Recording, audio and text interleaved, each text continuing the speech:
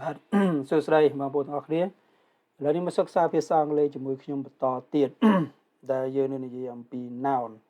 ចឹង noun នៅពេលនេះយើងសិក្សាអំពី common nouns common noun នេះជាភាសាខ្មែរយើងបកប្រែថាសាធារណនាមឬគេហៅថានាមទូទៅមិនចំពោះអ្វីមួយណាបងប្អូនហ្នឹងអញ្ចឹងនឹងគេហៅថា common noun បងប្អូន common noun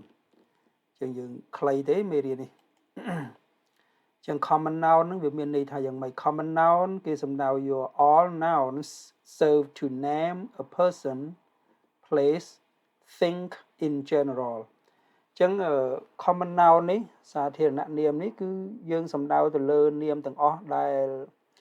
សំដៅទៅលើមនុស្សគេហៅថា name a person ហ្នឹងមានថាកំណត់ឈ្មោះមនុស្សឬមួយក៏ទីកន្លែងឬមួយក៏វត្ថុណាមួយឃើញទេដែលគេហៅថាបំរើឲ្យឈ្មោះមនុស្សឬក៏ទីកន្លែងឬក៏វត្ថុណាមួយចឹងប៉ុន្តែមិនមែនសម្គាល់ទៅលើនរណាម្នាក់ទេគឺគេបញ្ជាក់ថា in general គឺជាទូទៅណាគឺជាទូទៅចឹងអាហ្នឹងគេហៅថា common noun សាធារណនាមវាមិនចំពោះខ្ញុំមិនចំពោះអ្នកមិនចំពោះថានាងឬចំពោះថានរណាមួយទេ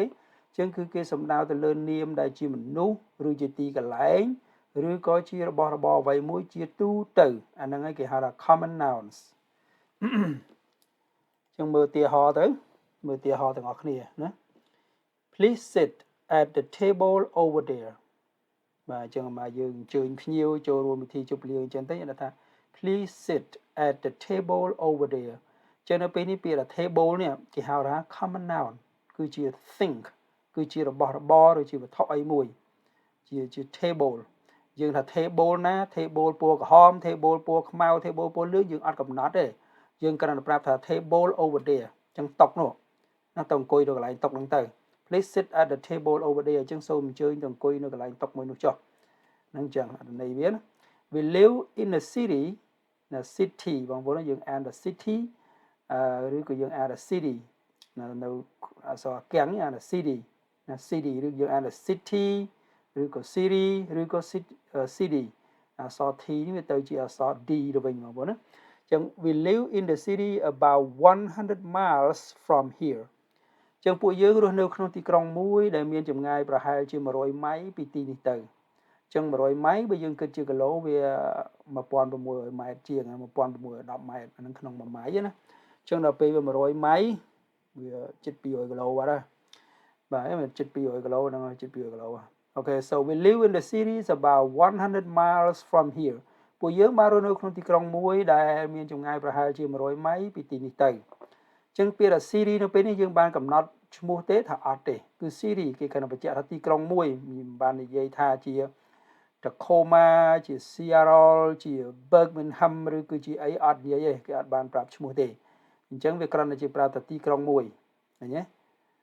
ចឹងបើនៅស្រុកខ្មែរយើងគេមិនបានបញ្ជាក់ថាអូខេក្រុងបៃលិនក្រុងកំពង់ចាមក្រុងតាកែវក្រុងអីគេអត់បាននិយាយគេគ្រាន់ថាទីក្រុងមួយអាហ្នឹងឯងគេហៅថា common noun គឺនាមជាសាធារណៈ We live in the city about 100 miles from here. We saw some people at the foot of the mountain. We saw some people at the foot of the mountain. ចឹងពាក្យថា people នៅពេលនេះគឺជាសំដៅយកមនុស្សជាទូទៅគេមានប្រាប់ថាឈ្មោះអីទេអត់ទេមនុស្សនឹងសញ្ជាតិអីជនជាតិអីទេគេអត់មាននិយាយទេគេគ្រាន់តែនិយាយថាពួកយើងបានឃើញមនុស្សមួយចំនួននៅឯជើងភ្នំឃើញទេនេះបងប្អូន at the foot of the series នេះមានថានៅជើងភ្នំណាចឹង we saw some people at the foot of the mountain we saw some people at the foot of the mountain ចឹងពួកយើងបានឃើញមនុស្សមួយចំនួននៅជើងភ្នំចឹងបងប្អូនមើលគេមិនបានបញ្ជាក់ច្បាស់លាស់ទេ table តុមួយណាតុពណ៌លឿងពណ៌ខៀវគេអត់និយាយទេហ្នឹងគឺជា thing គឺជាវត្ថុជាទូទៅមួយ city ទីក្រុងគេមិនបានប្រាប់ឈ្មោះទេគេថា city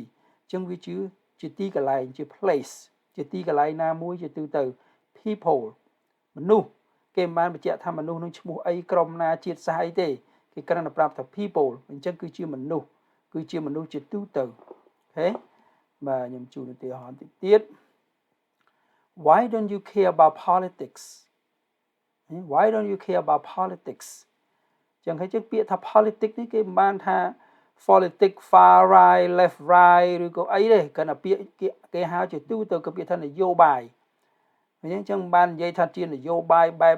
កុម្មុយនីសជានយោបាយបែបសេរីជានយោបាយរបស់ប្រទេសណាមួយទេគេថា why don't you care about politics ហេតុអ្វីបានជាអ្នកមិនខ្វល់ខ្វាយពីរឿងកិច្ចការនយោបាយឃើញទេ why don't you care about politics ហេតុអ្វីបានជាអ្នកមិន care ពីរឿងកិច្ចការនយោបាយអញ្ចឹងពាក្យថា politics នៅពេលនេះជា common noun គឺជានាមជាទូទៅដែលយើងប្រើប្រាស់មិនបានបញ្ជាក់ថាស្អីមួយទេ our teachers is so friendly and helpful គ្រូរបស់ពួកយើងនឹងគាត់រុះរាយហើយគាត់ជួយមែនតើ helpful យើងថាគាត់ជួយយើងមែនតើចឹង our teacher is so friendly and helpful ឃើញទេគ្រូរបស់យើងនឹងគាត់រុះរាយហើយគាត់ជួយកូនសិស្សណាអញ្ចឹង teacher នៅពេលនេះគេសំដៅជា general teacher គេមិនបានបញ្ជាក់ថាគ្រូណាមួយគ្រូនឹងឈ្មោះអីគ្រូស្រីគ្រូប្រុសគេអត់មាននិយាយទេគេគ្រាន់តែនិយាយថាគ្រូរបស់ពួកយើងអាហ្នឹងឯងគេហៅថា common noun គឺនាមដែលជាទូទៅOkay, the lake looks beautiful.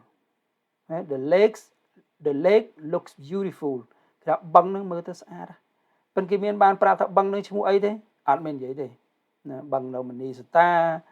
បឹងនៅ Washington ដូចជា Washington Lake គេអត់មាននិយាយថា Washington Lake អីទេអញ្ចឹងគេនិយាយថា lake the lake looks beautiful អញ្ចឹងពាក្យថាបឹងមួយម៉ាត់ហ្នឹងគឺជាសាធារណនាមហើយគឺជា common noun Okay, the lake looks beautiful បាទបឹងនឹងមើលទៅស្អាតអញ្ចឹងអ្វីដែលខ្ញុំលើកមកទាំងប្រមាណហ្នឹងបងប្អូនខ្ញុំគ្រាន់សរុបមកវិញថា